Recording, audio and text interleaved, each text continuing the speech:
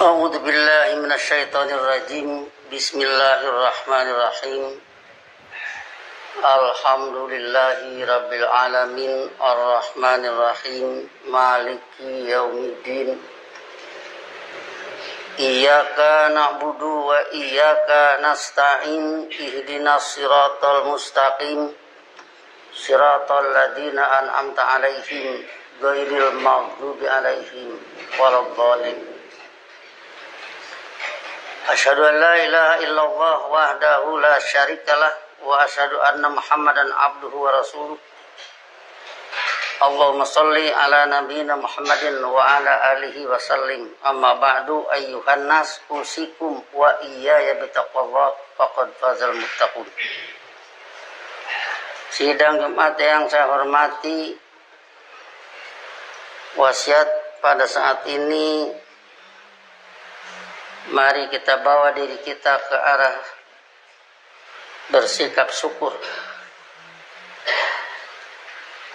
Inna hadainahu sabila imma syakira wa imma kafura. Sesungguhnya kami telah mempedomaninya, mempedomani manusia suatu jalan kehidupan. Imma syakira wa imma kafura, terhadap yang demikian bisa saja bersikap syukur dan bisa pula bersikap kufur. Kita yang berkumpul di masjid ini tentunya harus membawa diri ke arah sikap syukur, khususnya pada hari ini yang merupakan Hari Sumpah Pemuda.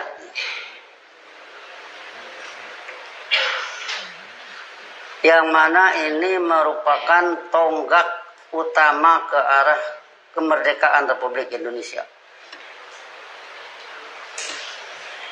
28 Oktober tahun 1928. Dari sinilah tonggaknya. Selanjutnya 17 tahun setelah itu, 1945, proklamasi kemerdekaan Republik Indonesia. Kita tentunya sekali lagi kita bawa ke arah bersyukur karena Indonesia ini ciptaan Allah. Kita orang-orang Indonesia juga ciptaan Allah, seperti halnya manusia yang lainnya. Ya ayuhan nasumbudu rabbakumul ladzi khalaqakum walladzina min qablikum. Wahai manusia, hidup mengabdilah kalian menurut ajaran Allah yang telah menciptakan kalian. Hidup mengabdilah kalian menurut ajaran pembimbing kalian yang telah menciptakan kalian dan mereka yang sebelum kalian. Jadi kita ciptaan Allah, Indonesia ciptaan Allah, sehingga dengan adanya Sumpah Pemuda yang 3 masalah, mereka di saat itu sudah ada kesepakatan mengaku bertumpah darah satu, yaitu Indonesia, mengaku berbangsa satu, bangsa Indonesia, serta yang ketiga menjunjung bahasa Indonesia sebagai bahasa nasional. Jadi dalam hal ini tentunya kita orang yang berpegang kepada Al-Quran sebagai hudalil muttaqin, kita tentunya harus bisa mensyukuri bahwa dengan itu Indonesia yang bineka, yang macam-macam, bisa tunggal ika. Saya tidak ahli bahasa Sanskerta, tapi kira-kira bahwa berbagai keragaman itu masih bisa dituangkan dalam satu kesepakatan bersama untuk tetap bersatu. Sebab kalau tidak bersatu, ingat Arab jahiliyah, sedikit-sedikit perang, ya dana habis, ya waktu habis, Jadi untuk berusaha memakmurkan diri, memakmurkan bangsa itu habis waktunya oleh berbagai pertengkaran.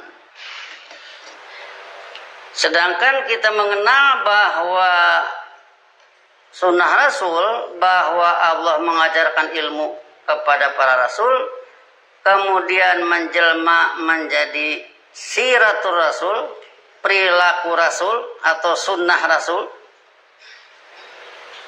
Dengan itu maka mereka yang id kuntum a'daan, kata Ali Imran 103, fa'alafa baina qulubikum, maka dia Allah dengan ajaran ilmunya mensatu padukan di antara hati kalian, fa asbahtum bi ni'matihi ikhwanan, maka kalian menjadi saudara dengan kemantapan ajarannya.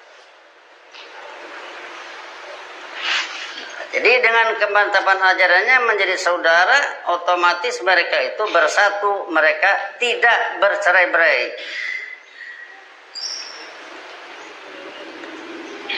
Kemudian ini pula yang didakwahkan kepada seluruh manusia. Sebab dengan hudal lil muttaqin, jaminan ke arah satu persatuan.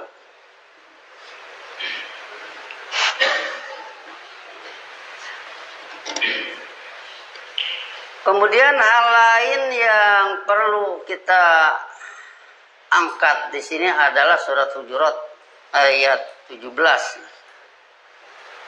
Yamununa alaika an aslamu, mereka ngomong-ngomong kebaikan mereka bisa masuk dinul Islam. Qul la tamunnu alayya islamakum, jawablah oleh Anda Muhammad, janganlah kalian cerita-cerita kebaikan kalian dengan masuk dinul Islam.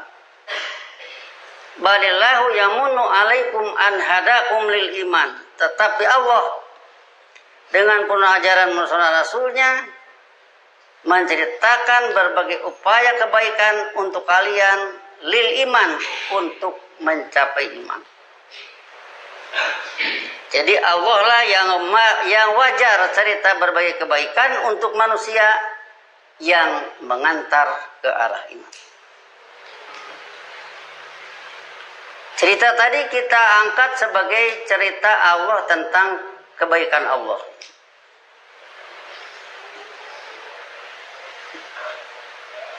Yaitu kalian menjadi hidup bersaudara berkat ilmu Allah. Kemudian wa kuntum ala syafa hubratin minan nar fa anqadhakum minha. Kalian berada di pinggir jurang kehidupan nar. Di saat itu kehidupan nar itu bukan nar di akhirat ya, nar di dunia, yaitu blok barat dan blok timur. Fa anqadhakum minha, maka dia Allah menyelamatkan kalian dari yang demikian. Bagaimana menyelamatkannya? Dengan cara Allah merekayasa barat dan timurnya bentrokan. Gulibatir rum fi adnal ardi wa hum min ba'di ghalabihim sayaglibun. Sekali blok barat kalah, kemudian sekali lagi blok timur yang kalah oleh blok barat. Ujung-ujungnya dua-duanya kolab. Di sanalah yauma idzin yafrahul mu'minun. Pada periode itu orang-orang mukmin bergembira. Anqadakum minha, fa'il dari anqadakum huwa raji'un ilallah. Jadi fa'ilnya huwa yaitu Allah. Jadi berarti itu adalah yamununa alaika, Badillahu yamunu alaikum an hadakum lil iman. Nah, jadi itu semua adalah cerita Allah tentang kebaikan Allah sehingga kalian selamat ke arah iman.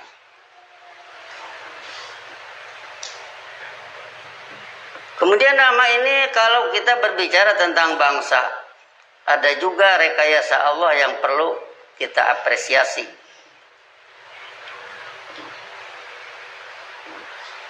Republik Indonesia merdeka. Sebelumnya ada satu peristiwa yang bukan bangsa Indonesia yang ngatur, tapi ternyata ya itulah Amerika membom Hiroshima Nagasaki. Itu cerita pendeknya. Nah, jadi dengan Hiroshima Nagasaki dibom, kita bukan gembira bahwa orang Jepang dibom. Manusia dibom oleh manusia, bukan itunya. Itu sih kita turut prihatin. Tetapi yang jadi keuntungan yamununa alaika yamunu alaikum an hadakum lil iman, yaitu bahwa dengan peristiwa itu Indonesia mudah cepat mencapai kemerdekaan. Itulah kita perlu bersyukur, sebab bagaimanapun apa yang terjadi ini tidak keluar dari inna kunna fa'ilin. Sesungguhnya kamilah yang melakukan. Tadi anqadhakum minha, dia Allah menyelamatkan kalian. Berarti kami Allah yang melakukan. Wa yu'adzibal munafiqin dan wal munafiqat, dia Allah mengadab munafik laki-laki dan munafik perempuan, Allah juga yang melakukan. Sehingga dengan demikian maka perlu kita bersyukur dengan peristiwa itu, maka mudahlah Indonesia mencapai kemerdekaan. Ya, setidak-tidaknya sudah merdeka. Kalau mungkin di saat zaman penjajahan bisa saja orang ngaji Quran diintip-intip, ngaji Quran disuruh dijauhi, bisa saja oleh karena mereka tentu ada sedikit ketakutan. Sehingga kalau cerita orang sejarah nama haji di Indonesia, itu ada kaitan sebenarnya dengan sengaja bahwa haji itu didaftar oleh pemerintah Belanda di saat itu, sehingga di Indonesia ini orang yang pernah haji selalu pakai gelar haji. Padahal Nabi Muhammad saja tidak diberi gelar haji, Abu Bakar tidak diberi gelar haji, tapi di Indonesia diberi gelar haji. Nah, itu di antara orang cerita, sebenarnya itu rekayasa Belanda supaya ketahuan terdaftar ini pernah haji, setidak-tidaknya pernah bergaul di Mekah. Kalau bergaul di Mekah, ketemu bangsa itu, ketemu bangsa ini, ujung-ujungnya Indonesia mau merdeka. Dan memang iya sebenarnya. Nah, jadi di sini artinya berbagai hal yang begitu keberatannya penjajah kalau orang hidup dengan Quran, ya pasti saja, sebab bagaimanapun kita bisa menunjukkan berbagai ayat yang menunjukkan yang demikian. Kemudian berbagai peristiwa-peristiwa yang perlu kita juga mensyukuri ya. Orang membaca Quran itu banyak. Uangnya juga banyak, dananya banyak, kekuatannya besar, berkeberatan dengan Quran. Tapi ternyata sampai sekarang Quran sampai ke kita, utuh sampai ke kita. Kadang-kadang kita juga tidak paham dengan rekayasa Allah. Misalkan di zaman orang tua saya menyuruh saya salat, ya dengan berbagai tindakan-tindakan keras, kalau tidak sampai melakukan, dibentak dan sebagainya. Padahal mungkin orang tua saya sendiri tidak bisa menguraikan apa itu sholat dengan ayat-ayat Quran. Tapi dengan berbagai disiplin dari orang tua saya ke saya, maka itu sangat berkesan sekali.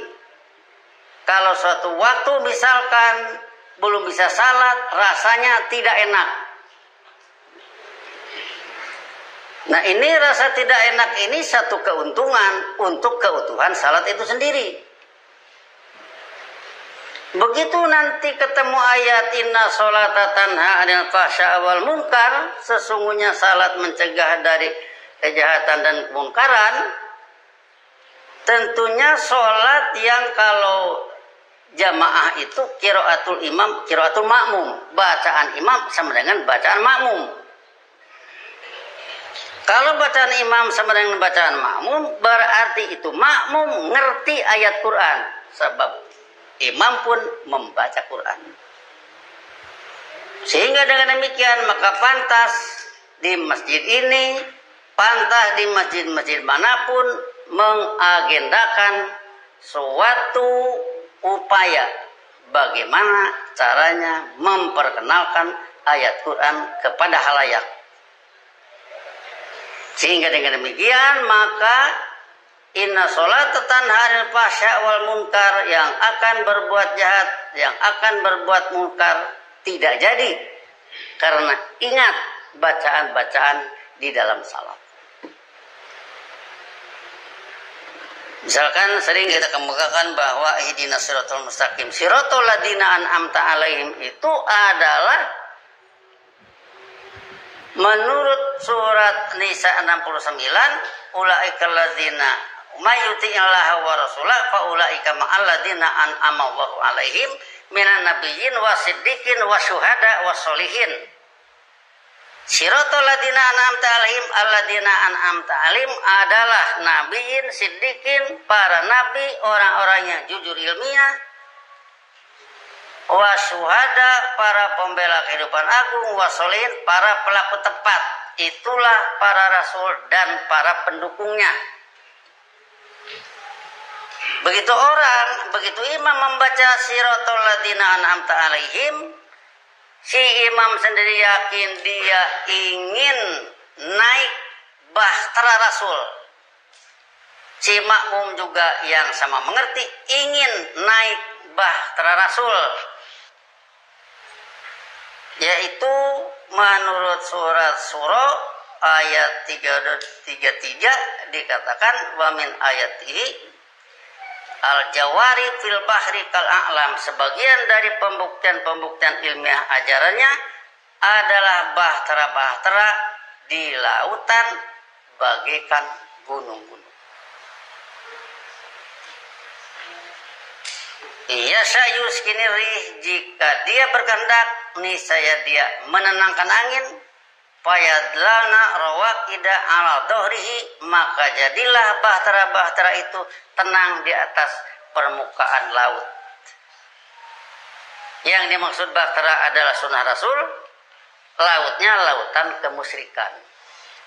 Sebab karena aksaruhum musyrikin, kebanyakan manusia itu musyrik, mengikutsertakan kebijakan selain Allah menjadi kebijakan dalam hidupnya.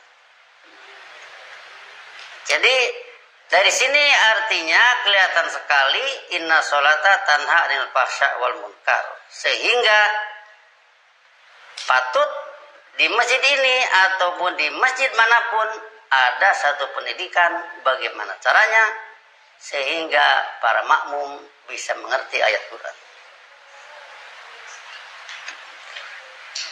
Begitulah saya kira dengan berbagai peristiwa-peristiwa yang boleh dikatakan itu adalah Allah menceritakan tentang berbagai kebaikannya, anhadakum lil iman, termasuk ke dalamnya misalkan yang sering kita ceritakan bagaimana Ka'bah mau dirusak oleh Abraha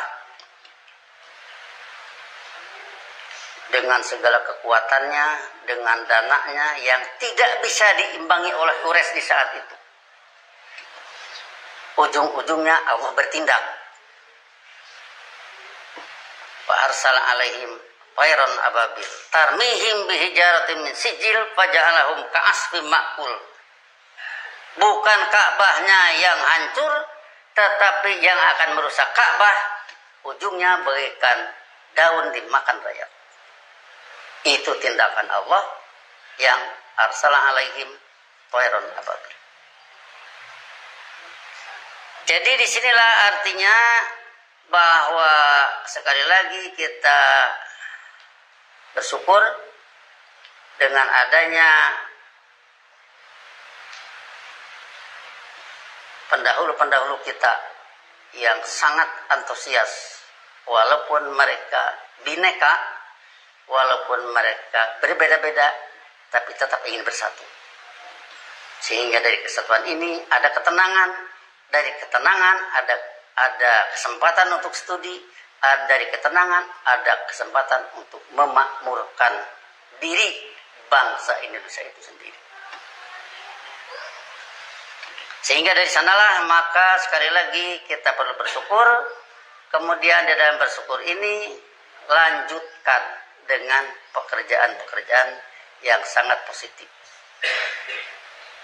Sebab kalau orang berbicara rumah, membuat rumah, setelah rumah jadi, ternyata anak-anak mau nyapu saja main giliran-giliran karena malasnya. Ternyata ini rumah tidak terpelihara. Nah itu jadi bisa saja setelah Indonesia merdeka, orang Indonesia sendiri bisa saja tidak bisa mengisi kemerdekaan. Ini yang dikhawatirkan, sehingga sekali lagi kita bersyukur dengan adanya upaya-upaya orang terdahulu yang sangat mulia. Kemudian kita lanjutkan, yaitu tidak jauh kalau kita berada di masjid, apalagi kalau ini adalah masjid diberi nama Masjid At-Taqwa, diambil dari surat Baqarah, surat Tobat ayat 108. Tentu di sini harus diupayakan upaya agar orang-orangnya hidup bertakwa. Inilah saya kira beban kita semua, sehingga dengan demikian mudah-mudahan kita bersyukur, bangsa kita juga bersyukur, menghargai dan mengapresiasi para pendahulu kita yang telah berjasa di berbagai bidang. Tinggal kita bertanya kepada diri, apa jasa kita untuk yang akan datang. Barakallahu li wa lakum bil Qur'anil azim. Wa nafa'ani wa iyyakum bima fihi min ayati wa dzikril hakim wa taqabbala minni wa minkum tilawatahu innahu huwas samiul alim wastaghfiru innahu huwal ghafurur rahim.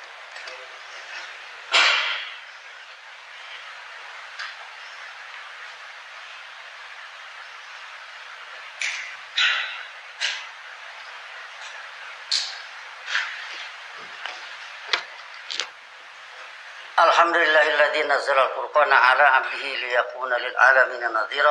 Asyhadu an la ilaha illallah wahdahu la syarikalah wa asyhadu anna Muhammadan 'abduhu wa rasuluh.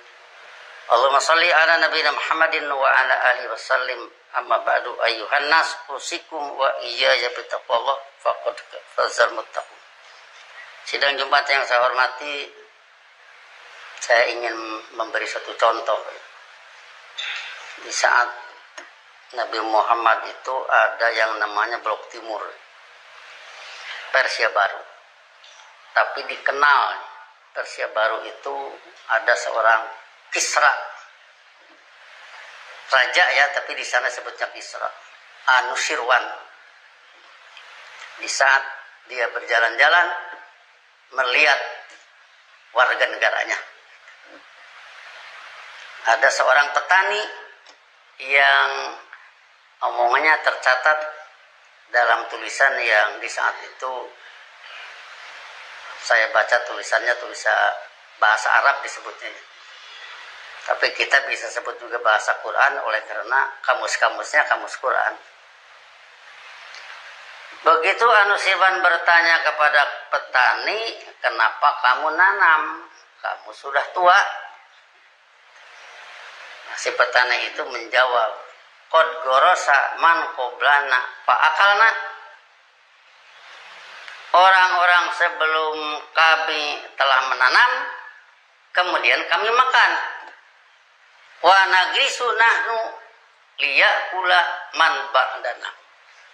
Demikian juga kami menanam agar orang-orang setelah kami juga bisa makan. Jadi dari kata-kata ini, ya, ini di Blok Timur ya, tapi tentu ada rembesan ilmu ke dalamnya, sehingga ada kata-kata yang perlu kita catat.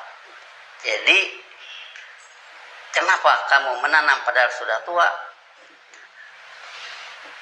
Dia jawab,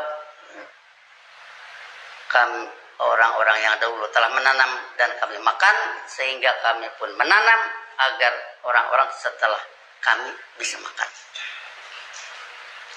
Ini tentunya dilihat dari ada salah satu hadis yang sering kita katakan bahwa hadis itu berbunyi in qomatis sa'ah. Jika kiamat hampir terjadi, wa fi yadi ahadikum fasilatun, sedangkan di tangan salah seorang kalian ada bibit kurma. Fa ini stato'a, kalau dia bisa yang megang bibit kurma itu. Allah takuma, tidak terjadi kiamat hatta yagrisaha, hingga dia menanamnya. Jadi nanam dulu baru terjadi kiamat. Tapi kiamat sudah hampir terjadi. Dia nanam dulu sebelum terjadi kiamat.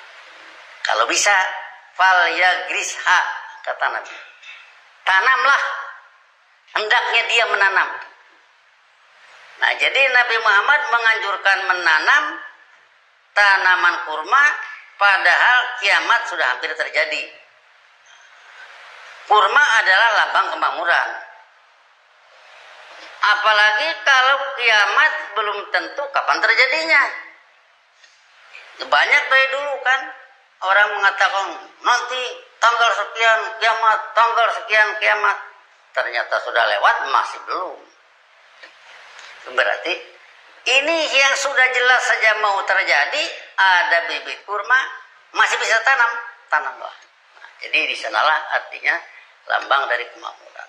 Maka dari itu tentunya sebagai satu amal, menanam itu kan amal. Ini yang akan dibawa nanti pulang ke akhirat. Sehingga kalau dia sudah tua, kalau sudah hampir kiamat saja mau pulang ke akhirat, berjasa dulu di dunia, walaupun itu tidak mungkin ya kayaknya. Ya tidak mungkin lah kalau kiamatnya asar duhur dia tanam, masa pohon kurma terus 5 menit berbuah, kan tidak mungkin. Tapi ini adalah satu kesungguhan Nabi Muhammad untuk memakmurkan manusia. Jadi disinilah maka satu segi dalam bidang ilmu, bagaimanapun bahwa sholat itu adalah satu kewajiban menghadap Ka'bah. Ka'bah lambang dari Allah, sebab Allah bukan makhluk. Jadi menghadap Allah sebagai komandan yang lambangnya Ka'bah untuk mematuhinya. Sehingga sholat adalah upacara kepatuhan. Di sana dibaca ayat Quran, di sana dibaca dalikal kitabu la raiba fihi hudal lil muttaqin.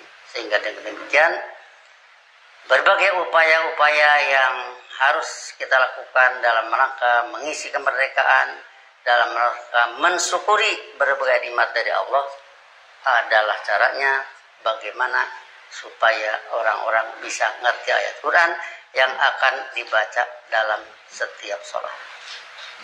Allahumma sholli ala nabiyina Muhammadin wa ala alihi wasallim. Rabbana la tuzigh qulubana ba'da idh hadaitana wa hab lana min ladunka rahmatan innaka antal wahhab. Rabbana hab lana min azwajina wa dhurriyyatina qurrata a'yun waj'alna lil muttaqina imama. Rabbana innana sami'na munadiyan yunadi lil iman an aminu bi rabbikum fa amanna. Rabbana faghfir lana dzunubana wa kaffir anna sayyi'atina wa tawaffana ma'al abrar. Allahumma a'inna 'ala dzikrika wa syukrika wa husni ibadatika. Rabbana atina fid dunya hasanah wa fil akhirati hasanah wa qina adzabannar. Ibarallah, innallaha ya'muru bil 'adli wal ihsan wa ita'i dzil qurba wa yanha 'anil fahsya'i wal munkar wal baghi ya'idukum la'allakum tadhakkarun. Fadhkurullaha yadhkurkum wad'uhu yastajib lakum wa la dzikrullahi akbar. Wassalamualaikum warahmatullahi wabarakatuh.